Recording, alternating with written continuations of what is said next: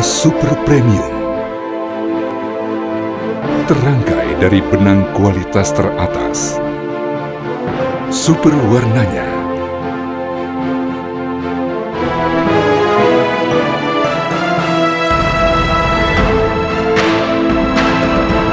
super tenunannya,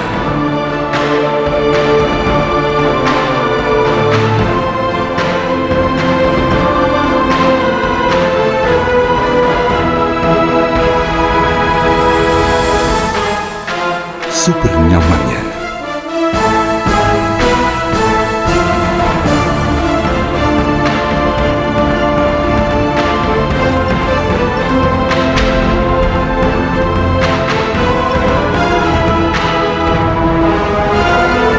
Atlas, inspiring the world by BHS Text. Kita akan memasuki sesi tanya jawab dan bersama Ustadz Dr. Fahmi Salim juga Jim. Bapak Ibu yang ingin bertanya nanti bisa langsung di Zoom ya, di aplikasi Zoom bisa langsung mengangkat tangan Anda atau klik fitur raise hand dan nanti akan ditindaklanjuti oleh admin kajian pagi hari ini. Dan untuk yang bertanya pertama, saya mau menyapa Bapak Abdurrahman Baraja ya. Assalamualaikum Pak Abdurrahman. Waalaikumsalam warahmatullahi wabarakatuh. Iya, Terima Pak kasih. Abdurrahman di mana posisi? Saya posisi di Masjid Al-Irsyad, Surabaya. Oh, Masjid Surabaya. Baik, silakan Pak Abdurrahman. Assalamualaikum warahmatullahi wabarakatuh. Ustadz Fahmi Salim, Ustadz Hakim. Pertama-tama kami atas nama pengurus takmir Masjid Al-Irsyad Surabaya mengucapkan jazakumullah khairan katsira atas respon dari undangan kami kepada Ustadz Fahmi Salim serta Ustadz Hakim. Mudah-mudahan kesempatan ini bukan yang terakhir. Amin ya Allah Rabbal Ta'ala mentakdirkan lain kesempatan kami bisa berjumpa kembali, Ustadz. Amin ya Rabbal Alamin. Pada kesempatan ini kami ingin bertanya kepada Ustadz Hakim. Ustadz, jika kami sebagai orang yang dizalimi oleh orang lain, kelasnya itu ada yang kita itu mudah memaafkan, ada yang menurut hati kami itu sulit kita untuk memaafkan, karena ada perasaan apabila kita memaafkan, orang yang menzalimi itu akan lebih keras untuk menzalimi kita. Itu hanya perasaan aja dan itu seperti keyakinan. Bagaimana tindakan kita kalau kita itu mempunyai perasaan, padahal kita ini mengharapkan apa yang Ustadz katakan, kita ini mengharapkan jangan sampai api neraka itu menyentuh kita. Itu Ini, boleh saya tanya sedikit Pak, itu kezolimannya ya. sampai tingkat seperti apa? Dari orang Islam, orang yang tidak Islam? Orang Islam, sama-sama Islam. Berarti saudara kita ya? Saudara kita. Kezolimannya kepada diri kita atau masih kepada akidah atau kepada umat gitu? Tidak, bukan akidah. Artinya seperti biasa, tapi sangat menyakiti gitu. Wah, bagus dong. Kalau sangat menyakitkan berarti dosa Bapak habis oleh dia, ya. Kan? Bapak ingin diampuni Allah enggak? Oh, ingin sekali. Nah, dia itu jadi jalan Pak dari Allah. Kan ada dosa yang tidak bisa gugur kecuali dengan disakiti. Nah, karena mungkin ada orang yang banyak dosa, istighfarnya kurang kuat, sholatnya kurang khusyuk dan sebagainya, tapi oleh Allah ingin diampuni dosanya, maka Allah datangkan orang yang menyakiti supaya bersih dosanya. Subhanallah. Kan kita beruntung gitu, Pak, kalau kita disakiti orang, keuntungannya bukan kita yang jadi dia, ya kan? Betul. Yang kedua, kita bisa belajar bahwa perbuatan itu menyakiti. Saya tidak mau melakukan hal yang sama. Yang ketiga, evaluasi. Siapa tahu dia itu menjadi jalan dari Allah menegur kita bahwa kita pernah menyakiti orang tanpa kita sadari. Lalu digerakkanlah oleh Allah dia menyakiti kita. Dan yang keempat, Allah menyediakan penggugur dosa. Jadi kita mah tidak rugi sama sekali, yang rugi itu yang menyakiti. Tapi jadi rugi kalau tidak mau memaafkan, ya. Apakah ada doa-doa atau untuk kita mudah untuk menjalankan apa yang disarankan oleh Ustadz Agim tadi, apakah ada doa-doa tertentu atau ada satu jalan tertentu untuk kami bisa menjalankan ini, Ustadz? Doanya mah itu aja Pak, doa Nabi Yunus, Rabbana zolamna la ilaha illa anta subhanaka inni kuntu minaz zalimin. Pokoknya Bapak harus yakin bahwa semua kepahitan itu diundang oleh diri sendiri. Termasuk ketika kita disakitin orang, itu buah dari dosa-dosa kita. Mungkin nyakitin pembantu, nyakitin anak, nyakitin tetangga, nyakitin kucing, nyakitin apa, kan semuanya Allah melihat. Nah, sekarang Allah memberikan karunia untuk mengingatkan diri dan menggugurkan dosa. Jadi kalau saya sih diajarin guru saya tuh, makin disakitin maka obatnya adalah air mata tobat, Pak. Karena kalau nggak tobat ya nanti antri juga yang bakal menyakiti kita. Ya. Masya Allah. Terima kasih Ustadz Agim. Itu Ustadz Fahmi tuh yang banyak apal doanya, saya sih doanya dikit. Saya justru mau bertanya nih sama A. Sama Ustadz dilarang saling mendahului. Iya, Pak Abdurrahman, terima kasih Bapak sudah bergabung. Ya, oke. Terima kasih Ustadz Nasir. Sama-sama. Ya. Waalaikumsalam warahmatullahi wabarakatuh. Pak Abdurrahman, terima kasih. Ustadz Fahmi sepertinya juga ingin menanggapi atau ingin diskusi juga. Ustadz Fahmi? Saya tidak ingin menanggapi atau menambah. Justru saya ingin bertanya. Saya ada problem. Ya. Ada problem, ini nyata dalam kehidupan sehari-hari. Apalagi tadi ya bilang kan, ini saya ngomong begini tuh, saya baru ingin bisa memaafkan. Nah, dalam konteks itu, ya, ini ini pernah terjadi lah sama saya. Ada orang yang menyakiti hati keluarga saya, ya. Otomatis kalau keluarga saya disakiti, tentu saya juga merasa tersakiti kan. Apalagi keluarga saya ini adalah orang yang paling dekat dengan saya. Ya siapa lagi kalau bukan istri, misalnya kan. Tentu ini nggak mudah, apalagi misalnya keluarga dekat saya ini belum mau memaafkan. Apakah kita harus nunggu orang tersebut minta maaf, lalu kemudian baru kita memaafkan? Atau kita memang, sudahlah kita maafin aja, tapi memang berat, ini persoalannya tidak sangat personal sekali begitu ya. Nah, ya, ini bagaimana Islam bukan yang nyakitinya orang Islam bukan? Orang Islam, saudara kita gitu. Iya, saudara. Kalau kita bikin kesalahan, kira-kira enaknya bagi kita dimaafkannya sesudah kita maaf atau minta maaf atau sebelum minta maaf kalau kita yang punya salah ke orang, kira-kira Ustaz? Enaknya orang itu memaafkan kita sesudah kita minta maaf atau orang itu memaafkan kita sebelum minta maaf? Kira-kira enaknya yang mana buat kita? Halo? Ya, halo. Kalau kita bikin kesalahan ke orang lain, kita yang salah ya, enaknya kita itu dimaafkan sebelum kita minta maaf atau kita dimaafkan sesudah kita mohon maaf? Enaknya buat kita yang mana? Ya, saya pengennya saya sendiri yang langsung ingin cepat-cepat minta maaf. Nah, tapi kalau misalkan dia bisa memaafkan tanpa kita minta maaf, lebih enak nggak tuh gitu? Iya, lebih enak Ustaz. Iya, jadi Ustadz kalau menurut Asi, maafkan aja, dan itu juga ujian dari Allah. Ya, ingat, kalau Amah kan udah disakitin orang bertahun-tahun, dihina, dicaci, dibully, difitnah, diboikot ya. Tapi Tuhan saya kan Allah, bukan dia ya. Dia yang menghina, menyakiti saya kan tidak mengurangi apapun yang Allah berikan kepada saya.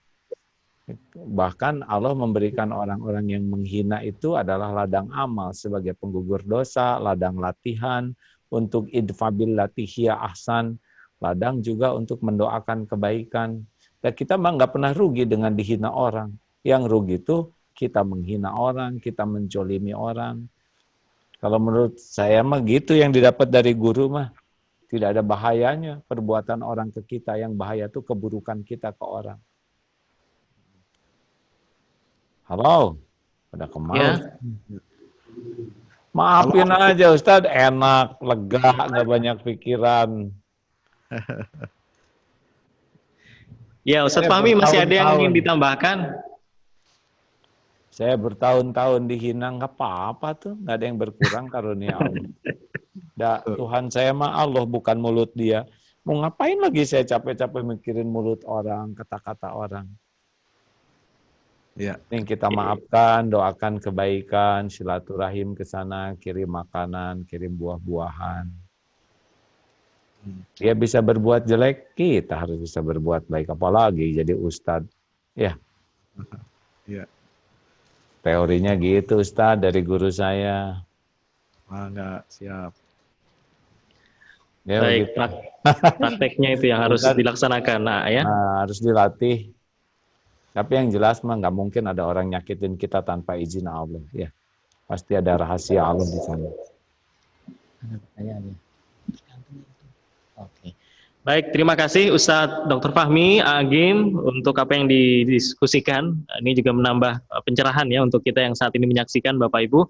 Dan bagi Anda yang ingin bertanya, kami persilahkan. Sudah kami buka sesi tanya jawab untuk pertanyaan melalui aplikasi Zoom yang saat ini bergabung melalui Zoom. Anda bisa bertanya melalui audio ya. Silakan klik raise hand, fitur raise hand atau angkat tangan, dan setelah itu Anda langsung konfirmasi ke admin supaya bisa langsung saya sapa.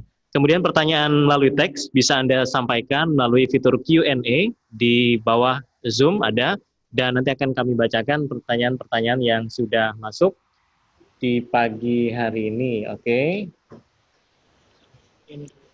Q&A. Saya ke Q&A dulu ya. Jangan lupa sertakan nama dan domisili Anda Bapak Ibu untuk yang bergabung melalui Q&A atau pesan teks. Oke. Ya. Ustadz, bagaimana cara untuk mengontrol hati di saat hati kita tersakiti karena dizolimi? Ini sepertinya mirip-mirip yang tadi ya. Atulah Nabi Muhammad aja dizolimi yang mulia. Masa kita yang zolim betulan gak ada yang menzolimi ya kan? Yang jelas, ma asabaka min hasanatin faminallah wa ma asabaka min sayyiatin famin nafsik. Kebaikan apapun datangnya dari Allah. Kalau keburukan yang menimpa itu udah pasti diundang oleh dosa kesalahan kita sendiri. Jadi kalau kita disakitin orang, jangan merasa sebagai korban, tapi kitalah yang mengundang kepahitan itu ke kita. Punya dosa tidak. Kalau merasa punya dosa, boleh jadi kepahitan kita disakitin orang itu adalah buah dari perbuatan zolim kita selama ini yang kita sadar tidak sadar sudah kita lakukan. Nah, kalau kita merasa semua kepahitan diundang oleh kita, itu beda dengan merasa saya sebagai korban.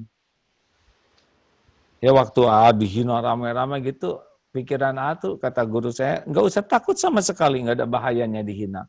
Pikirkan itu dosa-dosa yang menyebabkan datangnya penghinaan. Wah, makanya sibuknya tuh sibuk aja menggali dosa. Waduh, dan itu lebih membuat air mata lebih berderai karena penghinaan orang kepada kita itu sangat sederhana dibanding kehinaan kita yang sesungguhnya yang ditutupi oleh Allah. Itulah. Ya, baik. Semua karena kesalahan-kesalahan kita. Berikutnya saya ke Ustadz Fahmi. Ustadz Fahmi, ada pertanyaan? Ya, dari Bu Novi ya. Ustadz, bagaimana sikap kita kepada orang tua jika orang tua itu sering tidak jujur? Misalnya, kalau datang ke rumah anaknya, suka ke rumah tetangga, dan mengadu domba antara saya dan tetangga. Sehingga akhirnya menyikapi orang tua yang seperti apa? Terima kasih. Ya, silahkan Ustadz Fahmi. Iya, ini juga harus menjadi peringatan bagi kita, ya, sebagai muhasabah. Barangkali kita harus bertanya kepada diri kita, setelah itu bertanya kepada orang tua kita. Ada masalah apa, ya, yang terpendam, yang selama ini mungkin tidak kita ketahui. Mungkin barangkali orang tua kita melihat ada dari akhlak kita, perangai kita yang nggak bagus. Ya, melihat kita ini misalnya pelit, ini anak gue medit loh, hati-hati, mulutnya kasar, suka ini dan lain sebagainya. Kamu hati-hati ya, jangan nanti terpengaruh sama anak saya misalnya. Nah, ini yang harus kita introspeksi, harus kita lihat, kita looking inward ya. Kalau kemarin lockdown, kita harus look down, kita harus melihat ke bawah. Ya, bukan hanya lockdown PSBB, tapi kita harus melihat ke bawah diri kita ini ya. Betul kata itu selalu mengajarkan kepada kita ini jaga hati. Semua ini berangkat dari situ. Kalau misalnya sampai ada orang, bahkan orang terdekat kita, orang tua kita sendiri ya, nggak suka sama kita, bahkan dia sebelum ke rumah kita atau setelah dari rumah kita mampir dulu ke tetangga, kemudian sampai berbuat seperti itu, berarti ada yang salah dengan diri kita. Jadi sebelum kita menyalahkan atau menegur, jangan kita menyalahkan orang tua kita, tapi tegurlah diri kita sendiri. Oke. Balik lagi ke diri kita gitu, Ustadz Fahmi ya. Betul. Berarti ada yang salah itu, ada yang error. Sehingga sampai orang tua kita sendiri seperti itu. Bersangka kepada anaknya. Ya. Terima kasih Ustadz Fahmi. Berikutnya pertanyaan untuk Kak Agim dari Ibu Asri di Depok. Kata memaafkan itu kenapa mudah diucapkan, tapi kok secara nyata susah dilakukan? Pada saat-saat tertentu suka keingat kembali. Bagaimana agar hati kita tuh lepas ya dari persoalan-persoalan yang untuk memaafkan ini? Bagaimana cara memaafkan tapi sekaligus mendidik agar tidak menganggap enteng perbuatan yang membuat orang lain merasa dizolimi? Gini, itu mas semuanya tergantung ketauhidan, Ade. Maaf. Semuanya ini tergantung ketauhidan. Kalau kita merasa diri kita banyak dosa dan sangat merindukan ampunan Allah, maka perbuatan-perbuatan orang yang kurang baik kepada kita, kita harus sadar bahwa ini tuh bisa jadi peringatan dari Allah, bisa jadi jalan penggugur dosa kita, bisa menjadi jalan kita menjadi lebih baik. Masalahnya tuh kita tuh jadi korban atau kita merasa sebagai sumbernya. Nah biasanya orang tidak merasa bahwa dirinya lah yang mengundang kepahitan tuh. Orang lain itu digerakkan oleh Allah seperti itu adalah untuk menegur kita. Makanya merasa jadi korban atau merasa sebagai pengundang kepahitan. Kalau kita merasa kita disakitin orang itu diundang oleh keburukan kita, maka kita jadi tobat. Tapi kalau kita merasa, wah saya sudah baik tapi saya disakiti, nggak bisa tobat. Padahal keburukan yang menimpa itu diundang oleh diri kita sendiri. Anissa 79 diantaranya. Anissa 79. Begitu Ibu Asri di Depok, terima kasih untuk pertanyaannya dan juga terima kasih AA. Berikutnya saya ke Ustadz Fahmi. Ustadz, dari Pak Danu yang menanyakan, kebetulan saya sedang menjalani usaha makanan, niat saya untuk pembelian di hari Jumat gratis ongkos kirim. Namun saya sempat takut, ini ada di hati itu ada lintasan-lintasan pemikiran, kalau ada orang yang berpikiran tidak-tidak tentang niat saya ini. Sehingga saya masih ragu untuk melaksanakannya, untuk ngasih ongkos kirim di hari Jumat tadi itu. Gimana untuk meyakinkan hati, Ustadz Fahmi? Ya, kalau kita sudah bertekad untuk berbuat baik, ya lanjutkan. Fa'idha azamta fatawakkal 'ala Allah. Kalau kita sudah bertekad, maka bertawakallah kepada Allah. Jangan kita pedulikan jangan perlu kita khawatir dengan anggapan-anggapan atau penilaian-penilaian orang. Itu dalam beramal soleh kita jangan was-was. Bahkan kalau kita membatalkan niat kita karena khawatir, itu jatuhnya riya. Ya kan kata para ulama, apa sih bedanya riya dengan syirik? Ya, riya itu kalau kita meninggalkan suatu perbuatan karena takut dinilai orang. Tapi kalau syirik, ya itu karena kita melakukan amal ingin dipuji orang. Jadi jangan sampai kita meninggalkan amal soleh kalau kita sudah berazam, kalau kita sudah bertekad, ya pasrahkan semuanya kepada Allah. Allah yang maha menilai. Ya, karena yang punya surga dan neraka juga kan Allah, bukan orang yang menilai kita. Ya. Ya. Ya. Wallahu a'lam. Baik. Terima kasih Ustadz Fahmi. Kemudian pertanyaan untuk, baik, sebelum saya bacakan pertanyaan lainnya, Bapak Ibu yang sudah mengangkat tangan atau mengklik fitur raise hand di Zoom Anda masing-masing, jangan lupa konfirmasi ke admin ya. Jangan lupa konfirmasi, karena kalau tidak dikonfirmasi kami tidak bisa menyapa Anda. Takutnya cuman salah klik gitu ya. Jadi silahkan konfirmasi ke admin sehingga nanti bisa kami sapa. Pertanyaan berikutnya untuk AA dari Pak Boy. Agim, bagaimana cara menahan amarah ketika melihat sesuatu yang zolim? Misalnya orang yang buang sampah sembarangan, pengendara motor atau mobil yang belok tidak pakai lampu sen gitu ya, atau belok ke kiri, sennya ke kiri, dia beloknya ke kanan gitu ya, atau ngeliat orang mengendarakan motor sambil rokokan, sambil main HP dan lain-lain yang juga membahayakan pengemudi lainnya. Cara menahan amarah agar tidak marah-marah. Ya, pertama kalau lihat yang begitu kita syukur bahwa bukan kita yang berbuat jelek. Satu. Ya. Yang kedua, kita bisa menjadikan ladang amal. Mungkin orang itu tingkat pemahamannya belum sampai, mungkin pendidikan dari keluarganya atau lingkungannya belum sampai, sehingga kedisiplinannya kurang.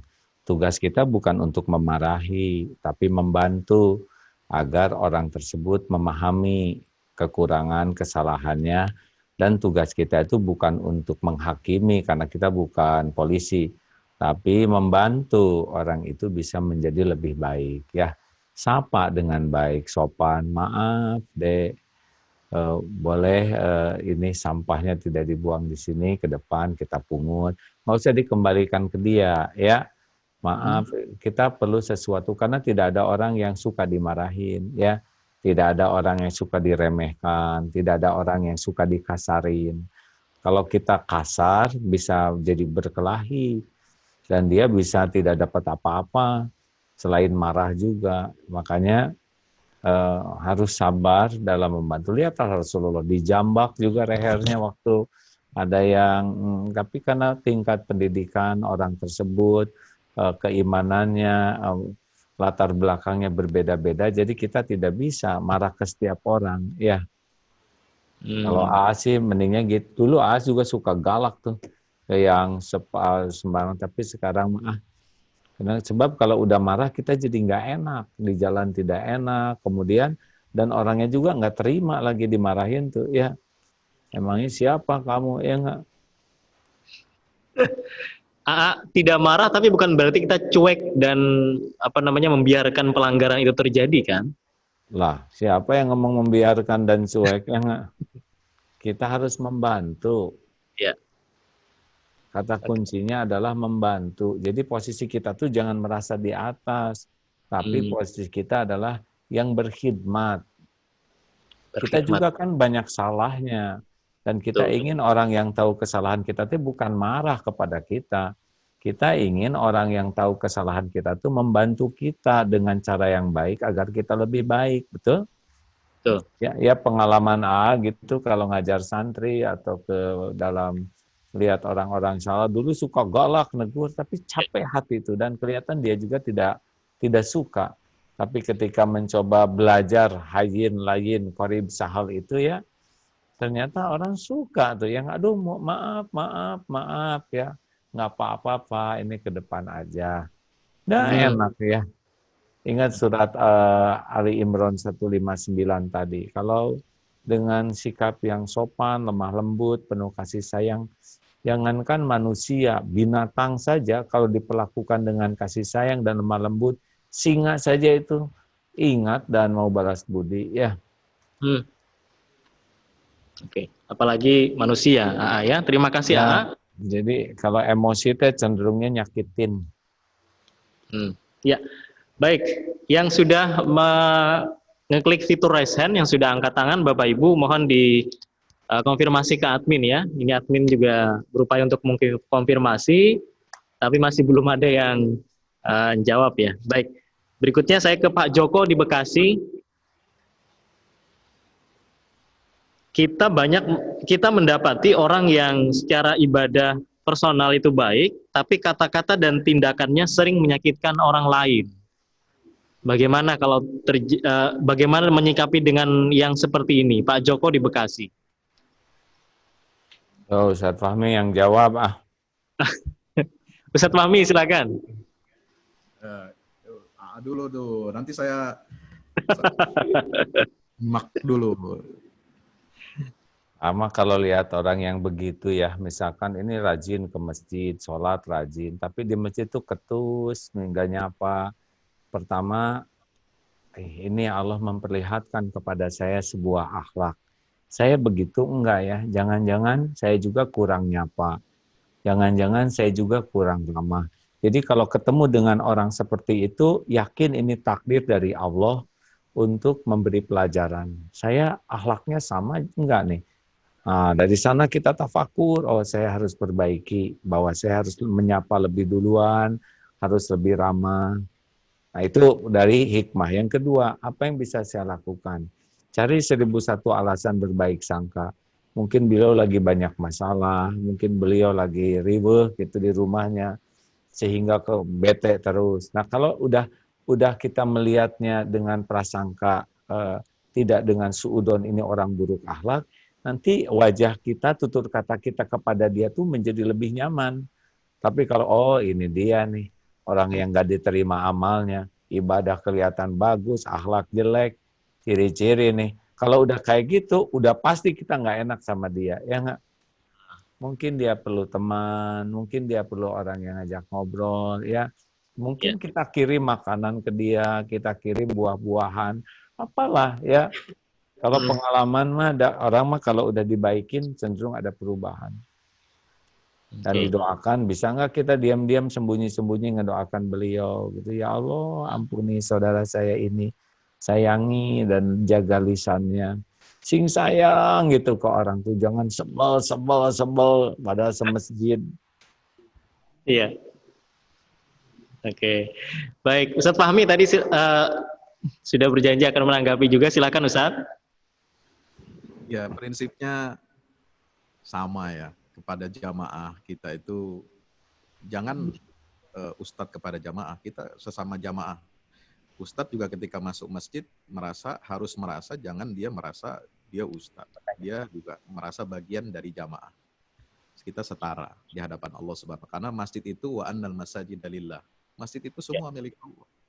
Kalau kita berada di masjid itu kita harus setara di hadapan Allah Subhanahu wa taala. Enggak ada, kita jangan gengsi lah. Masuk masjid itu merasa diri kita ustadz, enggak. Nah, maka itu al-muslim itu kan akhul muslim. Salah satu tugasnya seorang sebagai muslim, dia bersaudara adalah memberi nasihat, mendoakan yang terbaik, mendoakan ketika fi zahril ghaib, ya. Ketika orang itu tidak tahu, itu luar biasa pahalanya. Malaikat akan mengaminkan. Dan seperti tadi yang disampaikan Hakim itu sangat tepat sekali, ya. Setiap orang ke masjid itu barangkali membawa masalahnya masing-masing. Betul. Ya, orang yang lagi banyak utang, barangkali dia ke masjid kan pengen cari solusi, pengen berdoa kepada Allah, pengen banyak sujud, minta supaya utangnya ya bisa segera terbayar. Ada orang yang lagi masalah dengan keluarganya, dia datang ke masjid, jadi kita tidak tahu nih, orang masuk masjid itu kan tidak semuanya dalam kondisi suasana hati yang happy. Jadi kita harus memandang itu. Orang yang di masjid, jamaah, kalau kita ada melihat hal-hal yang aneh, perilakunya, mari kita husnuzon saja. Dan kita tetap bertegur sapa, afsus salam fima bainakum, mengucapkan salam, menyapa. Kalaupun dia tidak mau menanggapi, ya barangkali ya suasana hatinya belum nyaman. Tapi insya Allah kita terus doakan, kita sapa. Ya, dengan husnuzon kita, insya Allah pertemuan berikutnya di masjid itu, ketika Allah sudah memberikan solusi buat hambanya ini, insya Allah dia akan berubah. Wallahu a'lam bishawab. Terima kasih Ustadz Fahmi, Agim. Berikutnya, ngomong-ngomong sampai jam berapa ini? Satu pertanyaan lagi ya. Harus jelas ujungnya ini, awal akhir itu harus jelas. Karena ada tugas-tugas lainnya. 10:30. Ini satu pertanyaan lagi. Dari Pak Randy ya, yang bertanya melalui audio. Pak Randy, Assalamualaikum. Baik, Waalaikumsalam warahmatullahi wabarakatuh. Ustadz Fahmi, Ustadz Nasir. Ya. Siap. Izinnya kepada Agim. Baik Ustadz, Agim begini. Tadi Agim dan Ustadz Fahmi Masya Allah menyampaikan dan menenangkan hati ini, caranya dari hati ke hati Insya Allah nyampe bahwa memang kita harus selalu membersihkan hati gitu. Dan apalagi kalau ada orang menyakiti, kita harus bisa memaafkan terlebih dahulu. Nah, AA, itu kan tidak mudah ya AA ya. Begini, saya mohon izin pendapat AA. Salah satu cara untuk mengurangi rasa sakit seperti dimanfaatkan, atau rasa sakit dan marah itu adalah biasanya saya dengan menjauh dari sumber yang membuat nggak nyaman itu, AA. Artinya mungkin nggak bertemu deh, atau sementara nggak bekerja sama dulu atau bagaimana gitu, AA. Saya tanyakan, AA, cara itu sebenarnya dibolehkan nggak? Saya memang tidak bermaksud untuk seperti memutus silaturahim, tidak. Hanya butuh waktu. Saya tidak pingin, karena hati saya belum siap gitu untuk tenang gitu. Saya khawatir nanti muncul kotoran-kotoran hati lagi. Sehingga yang ingin saya katakan, pendapat itu benar nggak, Agim? Terima kasih, Terima kasih, Mas. Terima kasih. Saya pernah dapat ilmu tentang Wahsy yang membunuh Hamzah dalam perang Uhud. Pada waktu beliau waktu akhir itu kan masuk Islam tuh. Tapi yang saya dapatkan ilmunya, Rasulullah menganjurkan untuk beliau ada di tempat lain. Karena kalau ketemu itu agak terbayang gitu. Kesedihan kepada paman yang dibunuh oleh Wahsy ini. Saya belum mendapatkan keakuratan berita ini, tetapi sangat manusiawi sekali kalau kita bertemu jadi dosa, maka tidak bertemu itu akan menjadi kebaikan. Tapi tidak ada niat untuk memutuskan silaturahim. Juga gitu, ada yang kalau ketemu imah pedosan mending nggak ketemu aja gitu. Bukan berarti kita niat jelek ya, tapi merasa tidak bisa menjadi mudarat. Itu kan menjauhi kemudaratan lebih baik daripada yang mendatangkan manfaat. Kurang lebih gitu. Ustadz Fahmi itu kelihatannya lebih paham jawabannya tuh. Padahal Ustadz. Yap. Ustadz Fahmi mau menambahkan? Saya kira cukup. Oke, ya. Itu tentang kisah Rasulullah menjauhi Wahsy itu, menjaga jarak sementara dengan Wahsy itu valid, sahih atau enggak gitu ya? Ya, saya pikir saya pernah membaca riwayatnya itu, beliau tidak dalam pengertian menjauhi atau membuang muka, tidak. Ya, ini kan orang yang sangat pemaaf. Iya. Wahsy itu menyatakan keislamannya, itu langsung sudah dianggap sebagai saudara, seiman, seislam, dan beliau sangat luar biasa. Ya. Inilah akhlak yang dipertunjukkan oleh Rasulullah SAW kepada kita semua agar kita dapat memaafkan. Karena Islam itu kan kata Nabi sendiri, ya jubbu ma qablahu, sudah menghapus, sudah nol semua dosa-dosa sebelumnya. Baik dosa dia syirik aja itu kan dosa besar ya, nyembah berhala itu Wahsy dulu teh. Bukan itu orang, bukan hanya membunuh. Itu dosa paling besar, syirik udah hapus semua. Maka Rasulullah menyayangi Sayyidina Wahsy, subhanallah, yang dahulu beliau membunuh paman Nabi Hamzah bin Abdul Muttalib. Wallahu a'lam. Baik. Jazakumullah khairan Ustadz Fahmi dan juga AA. Kita sudah masuk ke sesi terakhir yaitu doa, dan untuk doa mohon dipimpin oleh AA sebelum Ustadz kita tutup. Ustadz doa, Ustadz. Atau dulu nanti Allahumma salli wa sallim wa barik ala Muhammadin wa ala alihi wa ashabihi ajma'in. Alhamdulillahi rabbil alamin. Ya arhamar rahimin, irhamna ya karib. Ya sami, ya bashir, ya qarib, ya syahid. Duhai Allah yang maha menatap, berkahi majelis ini. Amin. Engkaulah yang menghimpun kami. Ya Allah, jadikan pertemuan ini menghapus semua dosa dan aib kami. Amin. Ampuni sekelam apapun, sehitam apapun masa lalu kami. Rabbana zalamna anfusana. Wa illam taghfir lana wa tarhamna lanakunanna minal khasirin. Allahumma ja'alna minat tawwabin wa ja'alna minal mutatahhirin. waj'alna min ibadikas sholihin. Allahumma inna nas'aluka taubatan nasuha wa taubatan qabla al-maut ya Allah, rahmatan 'indal maut wa maghfiratan ba'dal maut. Allahumma hawwin 'alaina fi sakaratil maut. Allahumma inna nas'aluka husnal khatimah wa na'udzubika min su'il khatimah. Duhai yang Maha Menatap, jadikan hati ini selalu ingat padamu. Jangan biarkan berpaling darimu walaupun sesaat. Karuniakan kepada kami hati yang merasakan indahnya mencintaimu, ya Allah. Karuniakan kepada kami hati yang selalu rindu ingin berjumpa denganmu. Duhai yang membulak-balik hati, ya muqallib qulub, tsabbit qulubana ala dinik.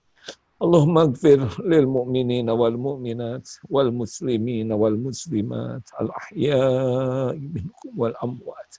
Allahumma a'izil Islam wal muslimin. Ya Allah, angkat wabah ini ya Karim, Engkau Maha Kuasa. Segalanya makhlukmu, ciptaanmu dalam genggamanmu, innaka ala kulli syai'in qadir. Gantikan dengan turunnya hikmah ya Allah. Gantikan dengan turunnya hidayah taufik bagi hamba-hamba-Mu. Rabbana atina min ladunka rahmah wa hayyi lana min amrina rasyada. Rabbana atina fid dunya hasanah wa fil akhirati hasanah wa qina adzabannar. Subhana rabbika rabbil izzati amma yasifun. Wassalamun alal mursalin. Walhamdulillah. Alhamdulillah ya Allah. Alhamdulillahirrahmanirrahim. Jazakumullah khairan AA dan juga Ustadz Fahmi Salim. Semoga di lain waktu kita bisa kembali berjumpa secara online ataupun secara offline. Dan Assalamualaikum. Waalaikumsalam warahmatullahi wabarakatuh. Jazakallah Ustaz. Assalamualaikum Ustaz. Ya, dan Bapak Ibu terima kasih. Jazakumullah khairan untuk Anda yang sudah bersama kami dalam tabligh akbar online yang diselenggarakan oleh Masjid Al-Irsyad Surabaya bekerja sama dengan Khalif Aplikasi Belajar Parenting, Yayasan Dana Sosial Al-Falah YDSF Surabaya dan juga BHSTEK. Untuk mengikuti informasi lainnya, kajian-kajian dari Masjid Al-Irsyad Surabaya, Bapak Ibu bisa mengikuti akun Instagram @masjidalirsyad. Atau juga untuk mengikuti informasi dari Khalif, bisa Anda ikuti akun Instagram @khalif.idn dan Yayasan Dana Sosial Al-Falah di @YDSFku, serta BHSTEK di sarungbhs.official. Semoga apa yang disampaikan oleh Ki Haji Abdul Hakim Nasyar, juga tadi Ustadz Dr. Fahmi Salim LCMA, membawa kita menjadi orang-orang yang pemaaf. Kalau bisa kita mudahkan, jangan sampai kenapa harus kita ribetkan begitu ya. Jangan sampai yang terjadi adalah yang mudah dibikin ribet. Harusnya sebaliknya begitu ya, yang ribet kita bikin mudah, dan maafkan orang lain akan membuka gerbang ampunan dari Allah Subhanahu wa taala kepada kita. Segenap panitia mengucapkan terima kasih dan mari kita tutup dengan kafaratul majelis. Subhanakallahumma bihamdika asyhadu an la ilaha illa anta astaghfiruka wa atubu ilaik. Juga mohon maaf untuk pertanyaan-pertanyaan yang belum sempat kami bacakan atau tadi yang sudah angkat tangan ya tapi belum bisa berdiskusi langsung dengan Agim dan Ustadz Fahmi Salim karena keterbatasan waktu. Semoga di lain kesempatan kita kembali berjumpa dengan beliau berdua. Assalamualaikum warahmatullahi wabarakatuh.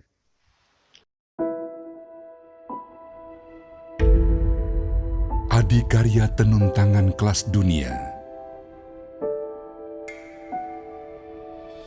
terangkai dalam serat benang kaya warna.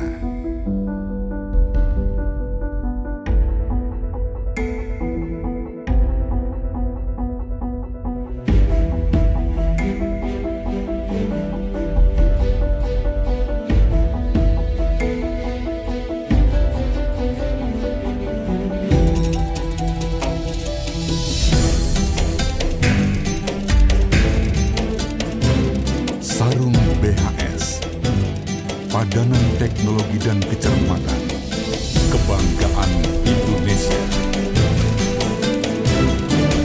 Puncak pencapaian karya, BHS, lambang keunggulan mutu, by BHSTEK.